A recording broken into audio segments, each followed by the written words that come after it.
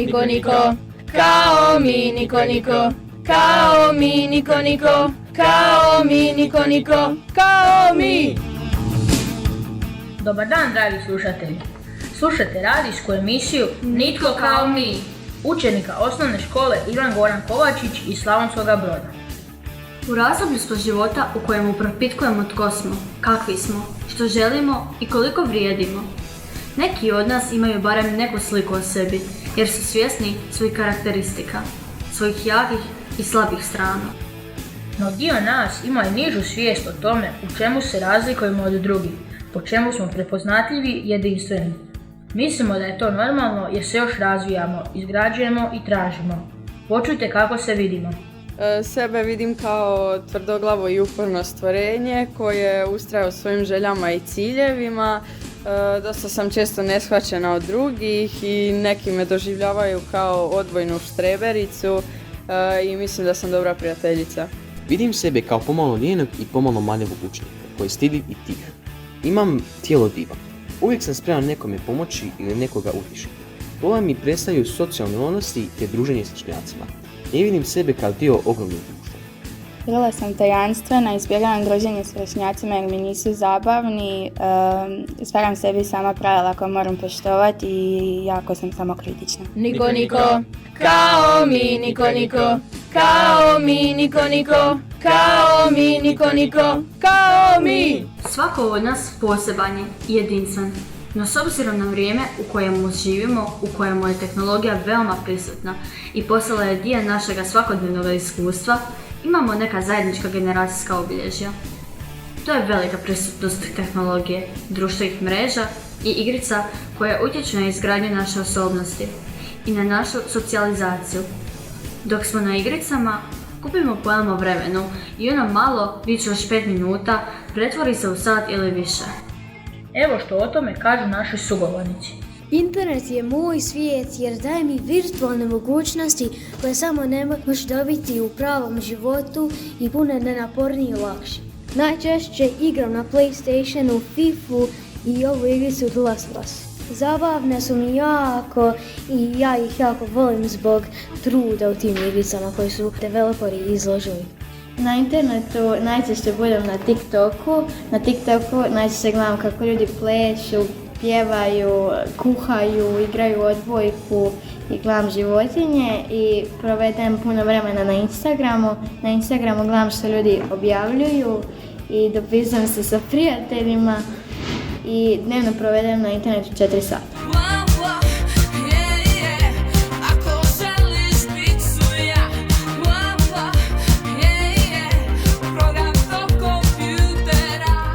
Jesmo li ovisnici o internetu, digitalnoj tehnologiji? Kako ta ovisnost utječe na nas i na svakodnevno izvršavanje obveza? Naši sugovornici bili su prilično iskreni. Pa ovisan sam i to užasno jer dnevno provedem više od 6 sati na mobitelu, no hvala Bogu mobitel ima jaku bateriju od 5000 mAh pa sve to može izdržati. Ovisnost na mobitelu negativno utječe na mene jer se ne mogu fokusirati na učenje i zato imam slabe ocjene. A što se događa kad nam se ograniči pristup internetu? Ne daj Bože da to nekome padne na pamet. Nemamo volje ni za što. Mrzovoljni smo, umorni, sjedimo ili ležimo, besvoljni za životom. Kad god mi roditelji uzmu internet, uvijek sam jako bijesan, odem u sobu, bacam papuče, udaram na vrata i pokrivam se dekom i kad god nemam interneta osjećam se kao da sam lud. Ja volim samo sebe, jedino sebe, ja volim samo sebe, jedino sebe. Sigurno je da je prevelika prisutnost na internetu i igricama, društvenim mrežama utječe na naše ponašanje, a isto tako i na izgradnju naše osobnosti. Zbog toga postajemo nemirni, pažnja i koncentracija nam je raspršena, tražimo stalno neku akciju, nove sadržaje.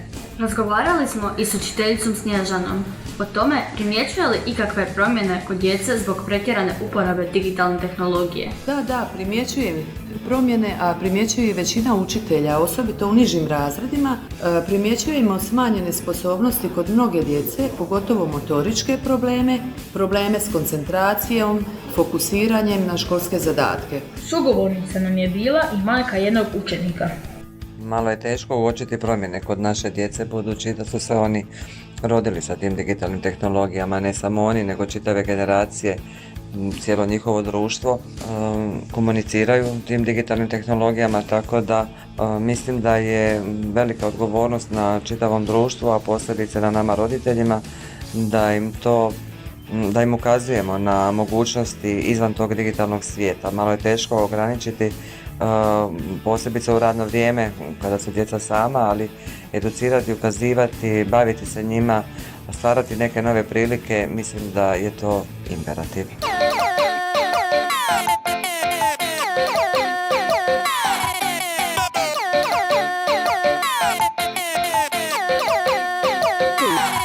Zbog tehnologije i mogućnosti koje nam daje virtualni svijet, možemo se prikazati drukčijima nego što jesmo.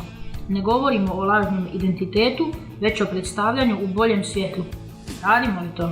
Ja se na društvenim mrežama predstavljam u boljem svjetlu jer ne želim da svi koji me prate baš saznaju sve o meni, posebno o mojim manama i neugodnim trenucima. Predstavljam se bolje na društvenim mrežama i mislim da to svi radimo, zato što imamo priliku pokazati da smo drugačiji nego što jesmo. Volio bi da za bosu zaigra Ronaldo, na svadbi da mi pjeva Amadeus Rambo. Volio bi da nam djecu nedjelje po vjeri, na TV da se vrate Šilja, Tom i Jerry. Iako se pravimo da smo hrabri, savršeni, najpametniji, sigurni u sve što radimo, zapravo to često nije tako. Mi smo slabi, krhki, emotivno siromašni. Većina nas ima slabo samopouzdanje, ali i nerazvijeno samopoštovanje. Nemam dovoljno samopouzdanja jer sam često nečija lutka na koncu. Pa pravim se da imam samopouzdanja, ali u stvarnosti nemam. Radim to kako bih sakrila svoje nesigurnosti. Zašto djeca imaju sve manje samopouzdanja i samopoštovanja, pitali smo našu psihologinju Ivanu. U razvoju samopouzdanja i samopoštovanja je vrlo važna usporedba s drugima. To znači da se mi, kad gledamo svoje vršnjake, prepoznajemo u čemu smo dobri, odnosno koje su naše pozitivne osobine, ali isto tako i koje su naše negativne osobine. Današnja djeca se sve češće uspoređuju, zahvaljujući ovim društvenim mrežama, s nekim nerealnim i nedostižnim prikazima drugih. Evo, na primjer, imamo Andrew Tate koji prikazuje ono najbolje iz svog života. I onda djeca kad gledaju takve profile na društvenim mrežama, prije će, odnosno lakše vidjeti svoje nedostatke nego neke dobre strane. Isto tako manje će vjerovati svojim sposobnostima, a više će se oslanjati na tuđu pomoć i sve to dovodi do toga da nam je osjećaj sposobnosti, vlastite sposobnosti i osjećaj vlastite vrijednosti slabije razvijen. Odrasli imaju važnu ulogu u poticanju djece i mladih u spoznavanju sebe, u razvijanju samopoštovanja i samopouzdanja.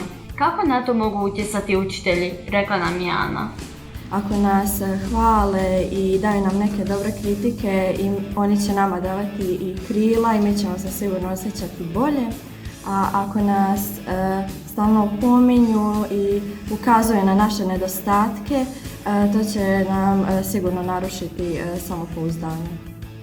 Sigurno je da nam roditelji, učitelji i stručnjaci mogu pomoći u izgradnji samopoštovanja i samopouzdanja koji bi trebali biti temelj svačijeg identiteta.